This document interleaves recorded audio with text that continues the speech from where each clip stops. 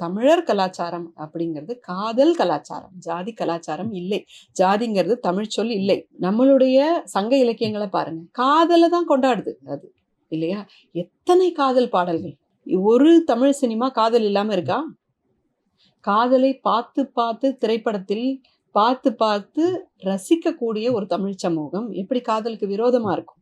காதல் அப்படிங்கிறது வந்து எல்லாத்தையும் சமன்படுத்தக்கூடிய திறமை அதுகிட்ட இருக்கு. ஜாதியை வந்து உடைச்சு போடும், கிளாஸ் டிஃபரன்ஸை வந்து உடைச்சு போடும், எஜுகேஷன் டிஃபரன்ஸை வந்து உடைச்சு போடும், வந்து மொழி டிஃபரன்ஸை உடைச்சு போடும், மத டிஃபரன்ஸை உடைச்சு போடும். காதல் ஜனநாயகமானது. காதல் கலாச்சாரத்தையும் நம்ம வந்து முன்னெடுக்கும் போதுதான் நம்முடைய குடும்பங்களில் ஜனநாயகம் தழைத்தோங்கும். ஜனநாயகம்னா என்னன்னு சொல்றோம்?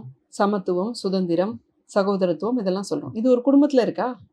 இல்லை. வன்புணர்வு தான் குடும்பத்தில் இருக்கு. சமத்துவம், சுதந்திரம், சகோதரத்துவம் ஒவ்வொரு குடும்பத்தில் வர வேண்டும் என்றால் அந்த குடும்பம் காதலின் அடிப்படையில் உருவாக வேண்டும். உருவாக்கமே வந்து தப்பா இருக்கு.